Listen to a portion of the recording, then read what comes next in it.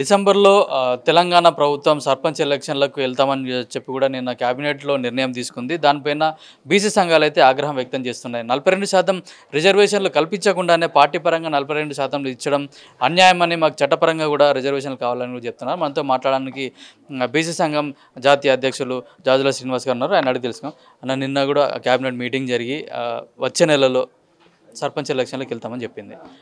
గతంలో గవర్నమెంట్ ఏం చెప్పిందంటే 42% రిజర్వేషన్ ఇచ్చిన తర్వాత వెళ్తామని చెప్పింది. ఇప్పుడేమో పార్టీ పరంగా ఇస్తామండి. దీనిపైన మీరు ఏమంటారు? ఇప్పుడు పార్టీ పరంగా ఇచ్చేది ఉంటే 2 సంవత్సరాలు ఎందుకు ఆగిరు?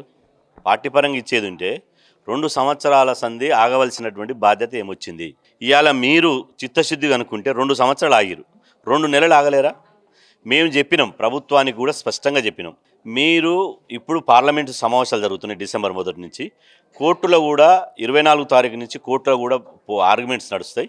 ఈ కోర్టు ఫైనలైజ్ అయిన తర్వాత ఈ పార్లమెంటు సెషన్లో మీరు కేంద్ర ప్రభుత్వం మీద పోరాటం చేసి ఒక డెలిగేషన్ అఖిల పక్షాన్ని తీసుకొని ప్రధానమంత్రి గారి దగ్గరకు పోయి అక్కడ కూర్చొని ప్రధానమంత్రి మీద ఒత్తిడి తీసుకొచ్చి అన్ని ప్రయత్నాలు చేసిన తర్వాత మీకు లాస్ట్ ఆప్షన్గా రిజర్వేషన్లు పెంచే అవకాశం లేనప్పుడు అప్పుడు అఖిలపక్ష మీటింగ్ పెట్టండి, బీసీ సంఘాలతో చర్చలు పెట్టండి.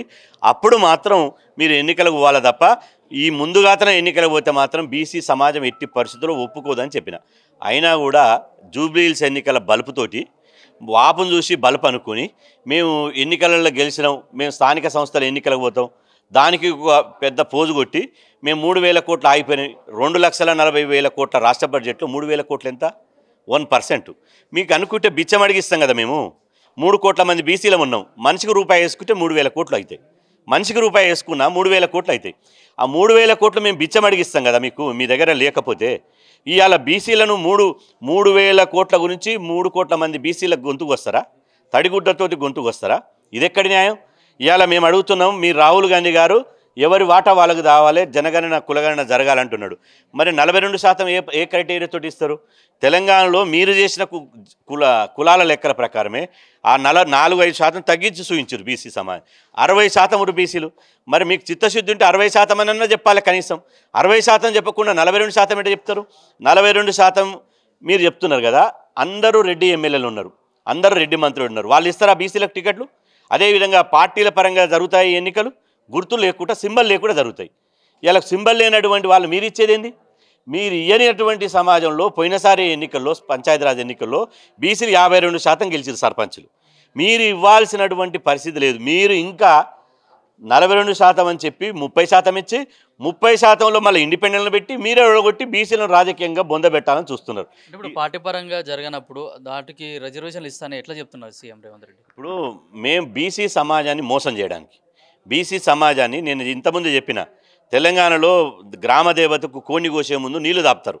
అది ఒక సెకండ్లో కోని కోస్తారు, నీళ్లు దాపుతారు.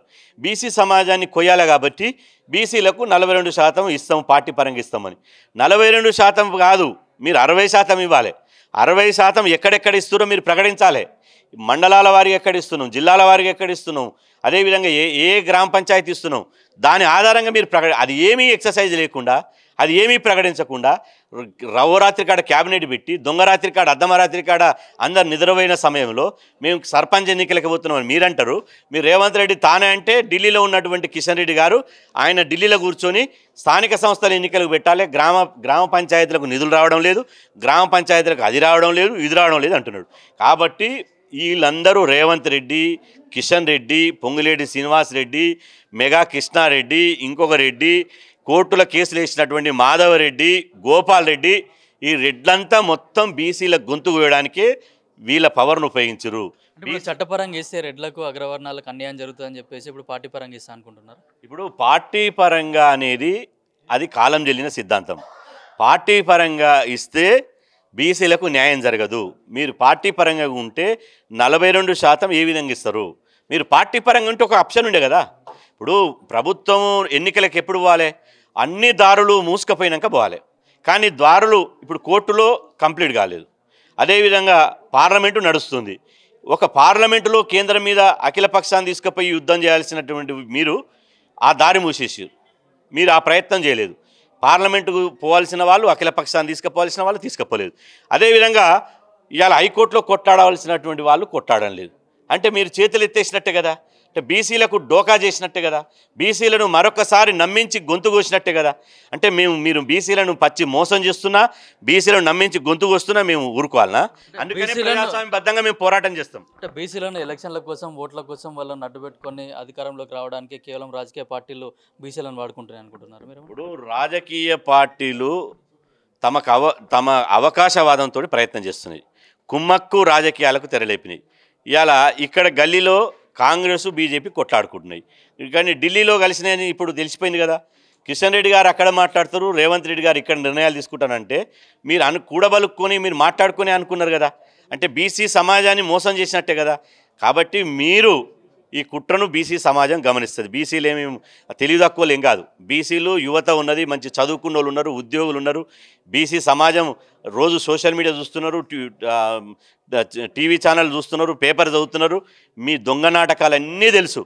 మీ దొంగ నాటకాలను కట్టిపెట్టి బీసీ సమాజానికి ఇప్పటికైనా చిత్తశుద్ధితోటి మీరు ఎన్నికలు ఆపి అఖిలపక్షాన్ని ఢిల్లీకి తీసుకుపోండి, పార్లమెంట్లో కొట్టాడండి, అప్పుడు నమ్ముతారు. మీరు మొన్న నవీన్ యాదవ్ కూడా జూబ్లీహిల్స్ ఉప ఎన్నికల్లో బీసీలు అందరూ కలిసి మద్దతు ఇచ్చారు.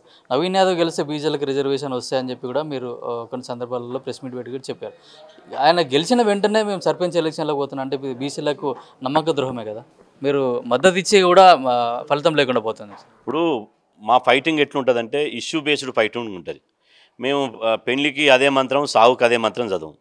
ఇప్పుడు ఎన్నికలు వచ్చినప్పుడు ఒక బీసీ బిడ్డ అగ్రకులాలు అభ్యర్థులు, ప్రధానంగా అగ్రకుల అభ్యర్థులు నిలబడి ఒక బీసీ అభ్యర్థి నిలబడ్డప్పుడు ఆ బీసీ అభ్యర్థికి మద్దతు ఇస్తాం. ఇక్కడ కాంగ్రెస్ పార్టీ అభ్యర్థి, బీఆర్ఎస్ పార్టీ అభ్యర్థి, బీజేపీ అభ్యర్థి మేము చూసుకోం. నాగార్జున సాగర్లో నోముల నరసింహయ్య గారు చనిపోయినప్పుడు బీఆర్ఎస్ పార్టీ నోముల భగత్ గారికి టికెట్ ఇస్తే ఇద్దరు అగ్రకులాల మధ్యన ఒక బీసీ బిడ్డ నిలబడితే నోముల భగత్ గారికి మద్దతు ఇచ్చాం. హుజురాబాదులో ఈటల రాజేందర్ గారు బీజేపీ నుంచి నిలబడితే హుజురాబాద్లో ఈటల రాజేందర్ అన్నకి మద్దతు ఇచ్చినాం. అదేవిధంగా మొన్న కాంగ్రెస్ ప్రభుత్వం వచ్చినాక కూడా మొన్న కాంగ్రెస్ పార్టీ ఆల్ఫోర్స్ నరేందర్ రెడ్డికి గ్రాడ్యుయేట్ ఎమ్మెల్సీలో టికెట్ ఇచ్చింది. మేము ఆయనకు సపోర్ట్ చేయలే. ఒక ఇండిపెండెంట్ అభ్యర్థి ప్రసన్న హరికృష్ణకి మద్దతు ఇచ్చింది. అదేవిధంగా బీజేపీ నుంచి ఉపాధ్యాయ ఎమ్మెల్సీగా పోటీ చేసినటువంటి ఇలా మల్క కుమరేకి మద్దతు ఇచ్చినాం. నల్గొండ నుంచి ఇండిపెండెంట్గా పోటీ చేసినటువంటి పూల రవీందర్ గారికి మద్దతు ఇచ్చినాం. అదేవిధంగా ఆ పరంపరలోనే నవీన్ యాదవ్కు మద్దతు ఇచ్చాం. నవీన్ యాదవ్కు మద్దతు ఇవ్వడము అంటే ఈ కాంగ్రెస్ వాళ్ళని రిజర్వేషన్లు ఎగ్గొట్టి ఈ బీసీలకు పంగనామాలు పెట్టి ఈ వాపును చూసి బల్బ్ అనుకుని మేము ఎన్నికలు పోవాలనుకోలే. కాబట్టి ఖచ్చితంగా అక్కడ ధర్మం ఉంది కాబట్టి ఒక బీసీ బిడ్డకు మద్దతు ఇచ్చినాం. ఇక్కడ కూడా మీరు ఇన్ని రోజులు ఎందుకు ఓపిక పట్టినాం? 2 సంవత్సరాలుగా బీసీ రిజర్వేషన్లు ఒక చారిత్రాత్మకంగా 42% అమలు అయితే మా బీసీ బిడ్డలు డాక్టర్లు అవుతారు, ఇంజనీర్లు అవుతారు, ఐఏఎస్లు అవుతారు, ఐపీఎస్లు అవుతారు, ఉద్యోగాలు వస్తాయి, ఆ తర్వాత అడ్మిషన్లు వస్తాయి, తర్వాత పొలిటికల్ లీడర్లు అవుతారు, రాజకీయ ప్రాతినిధ్యం పెరుగుతుందని చెప్పి ఇవాళ మీరు నమ్మి మీకు మద్దతు ఇచ్చినాం. మీరు నమ్మి మా గొంతు కోసినప్పుడు ఊకుంటామా? ఖచ్చితంగా బంతిని ఎంత నేల కొడితే అంత పైకి ఎగురుతుంది. భవిష్యత్ కార్యాచరణ ఏ విధంగా ఉండబోతుంది? రేపటి నుంచే ఇప్పటికే బీసీ జేఏసీ నుంచి మీరు చూసిరు, బీసీ జేఏసీ నుంచి రాష్ట్ర బంద్ పిలిపించినాం, బంద్ సక్సెస్ చేసినాం. నవంబర్ 2వ తారీఖున బీసీ జేఏసీ విస్తస్థాయి సమావేశం ఏర్పాటు చేసినాం. 6వ తారీఖు నాడు పూలే అంబేద్కర్ విగ్రహాల ముందు నిరసన వేసినాం. 13వ తారీఖు నాడు ధర్మ పోరాట దీక్షలు చేసినాం. నిన్న ఇలా రన్ ఫర్ సోషల్ జస్టిస్ పేరుతోటి 15వ తారీఖు నాడు రన్ ఫర్ సోషల్ జస్టిస్ పేరుతో రాష్ట్రమంతా పరుగులు పెట్టినాం, ర్యాలీలు తీసినాం. ఇప్పుడు కూడా రేపటి నుంచే ఎక్కడికక్కడ ఎమ్మెల్యేలు ఎక్కడ ఉంటారో ఎమ్మెల్యేలను కలవండి, మంత్రులు ఎక్కడ ఉంటారో మంత్రులను కలవండి, ఎంపీలు ఎక్కడ ఉంటారో ఎంపీలను కలవండి. ఇంకొక వైపు ప్రజాస్వామ్యబద్ధంగా శాంతియుతంగా ధర్నాలు చేయండి, రాస్తారోకలు చేయండి. మనకు రిజర్వేషన్ వ్యతిరేకులు వాళ్ళ దిష్టి బొమ్మలు ఊరేగించండి. బీసీ ద్రోవులు ఎవరు ఉన్నారో ఆ ద్రోవులను ప్రకటించండి. బీసీ రిజర్వేషన్లకు పంగనామం పెట్టినటువంటి మొదటి ముద్దాయి కాంగ్రెస్. బీసీ రిజర్వేషన్ల చట్టాన్ని ఆమోదించకుండా చేసింది బీజేపీ రెండవ ముద్దాయి. ఈ కాంగ్రెస్ బీజేపీ 2 బీసీ ద్రోవుల పార్టీలు కాబట్టి ఈ ద్రోవుల పార్టీలను బీసీకి అన్ని గ్రామాలలో డప్పు చాటింపు చేసి బీసీలకు ద్రోవులు అని ప్రకటించండి. ఆ తర్వాత ఇవాళ పూలే అంబేద్కర్ విగ్రహాల ముందు, జిల్లా కలెక్టర్ కార్యాలయం ముందు నిరసన వ్యక్తం చేయండి. అదేవిధంగా ర్యాలీలు తీయండి. మీకు తోచిన విధంగా ఎక్కడ తీయండి. హైదరాబాద్లో రేపు మళ్ళీ జేఏసీ సమావేశం కూర్చొని భవిష్యత్ కార్యాచరణ మేము మళ్ళీ ప్రకటించబోతున్నాం. అయితే కాంగ్రెస్ పార్టీ ఎలక్షన్లోకి వెళ్తున్నాము, సర్పంచ్ ఎలక్షన్లు అయితే వచ్చే నెల డిసెంబర్లో పెడతామని చెప్పిన దాన్ని బట్టి మేము బీసీ సంఘాలుగా మేము అన్ని వ్యతిరేకిస్తున్నాం. మాకు పార్టీ పరంగా కాదు, చట్టపరంగా కూడా బీసీ రిజర్వేషన్లు వస్తేనే మేము బీసీలందరూ బాగుపడతారు, రాజకీయంగా కూడా అభివృద్ధిలోకి వస్తారని చెప్పేసి కూడా బీసీ సంక్షేమ సంఘం అధ్యక్షుడు శ్రీనివాస్ చెప్తున్నారు. కెమెరామెన్ తరుణ్తో కిరణ్ కుమార్, పల్లవి టీవీ, హైదరాబాద్.